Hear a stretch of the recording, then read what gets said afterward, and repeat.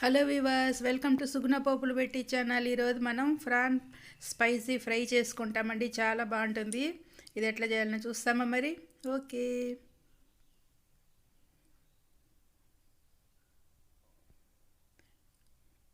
ముందుగా ఇట్లా పెనం తీసుకున్నామండి, ఆయిల్ వేసుకున్నాము.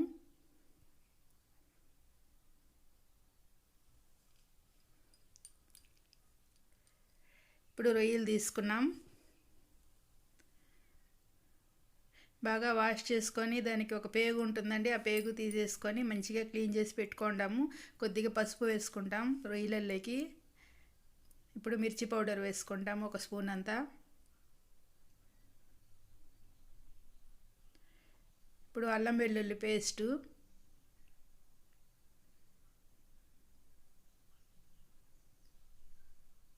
ధనియాల పొడి ఒక అర స్పూన్ వేసుకున్నానండి.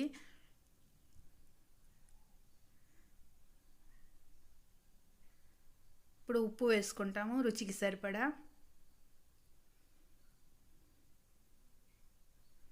ఇవన్నీ వేసి బాగా కలుపుకోవాలి.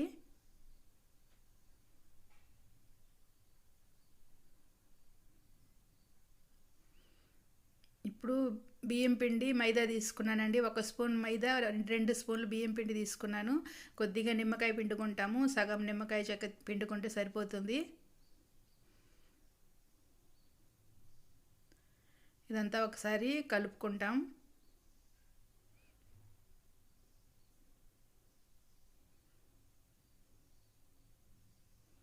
దీంట్లోకి ఒక గుడ్డు కొట్టి పోసుకున్నామండి. చాలా టేస్ట్గా ఉంటుంది గుడ్డు వేసి రొయ్యల వేపుడు. ఇది బాగా కలుపుకుంటాము.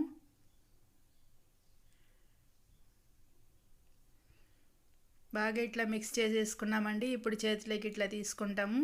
పెనంలో ఆయిల్ వేసాం కదా, ఒక్కొక్కటిగా వేసేసుకోవాలి.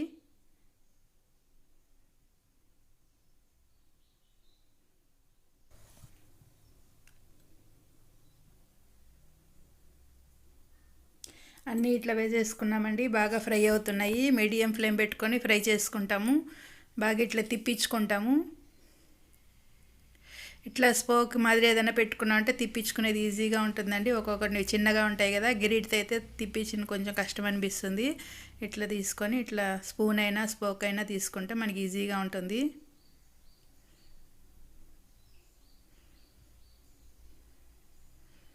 బాగా ఫ్రై అయినాయి చూడండి ఒకవైపు. ఇప్పుడు అటువైపు కానీ బాగా ఫ్రై అయిపోతే తీసి ప్లేట్లో పెట్టుకుంటాం. చూడండి బాగా ఫ్రై అయిపోయినాయి రెండు వైపులు.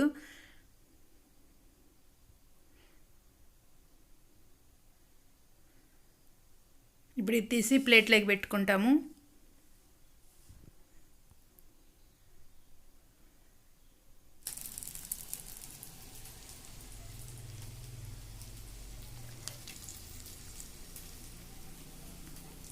ఇట్లనే కానీ తినచ్చండి, చాలా టేస్ట్గా ఉంటాయి. రెండోసారి కానీ ఇట్నే వేసేసుకున్నాను. ఇప్పుడు అవి కానీ తీసుకుంటాము. బాగా ఫ్రై అయిపోయినాయి రెండు సైడ్లు.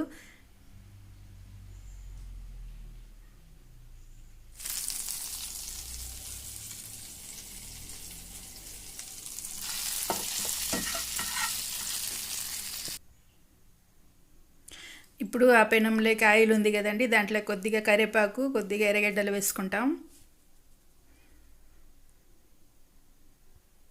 బాగా ఫ్రై చేసుకుంటాము. కొద్దిగా మిర్చి పౌడరు, కొద్దిగా గరం మసాలా వేసానండి. ఇది కానీ కొంచెం పచ్చివాసన పోయేంతవరకు ఇట్లా బాగా ఫ్రై చేసుకోవాలి. ఇందులోకి మనం ఫ్రై చేసుకున్న రొయ్యలు వేసేసుకుంటాము. వేసి బాగా మసాలా కలిసే మాదిరి మంచిగా కలుపుకున్నామంటే మనకి స్పైసీ రొయ్యల వేపుడు రెడీ అయిపోయిందండి.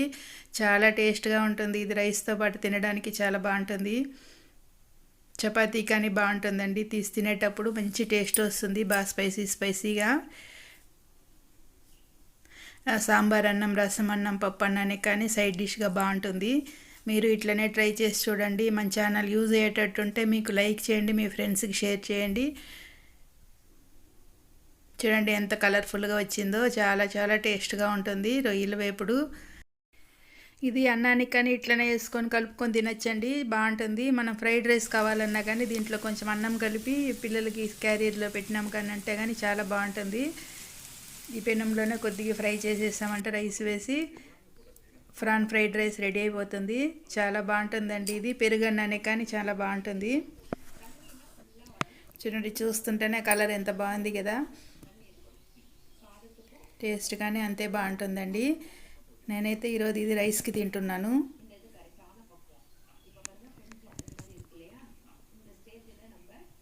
ప్లేట్లోకి ఒక కప్పులో ఫస్ట్ రొయ్యలు వేసేసాను, రొయ్యలు ఫ్రై. ఇప్పుడు అన్నం పైన అట్లా పెట్టున్నానండి. రొయ్యలు ఇప్పుడు ఫ్రై పీస్ బిర్యానీ అని వచ్చింది కదా చికెన్, అట్లనే ఇది ఫ్రాన్ పీస్ బిర్యానీ అనుకోవచ్చండి. బాగా వైట్ రైస్లో కలిపి తింటుంటే బిర్యానీని మించిపోతుందండి, అంత టేస్ట్గా ఉంటుంది. టేస్టీ మనకి స్పైసీ ఫ్రాన్స్ ఫ్రై రెడీ అయిపోయిందండి. మనకు అన్నంతో తింటుంటే కానీ చాలా బాగుంది. ఓకే వ్యూవర్స్, మీరు ఇట్లనే చేసుకొని ఎంజాయ్ చేయండి. నేను ఈ రైస్తో ఎంజాయ్ చేస్తానండి. Okay, bye.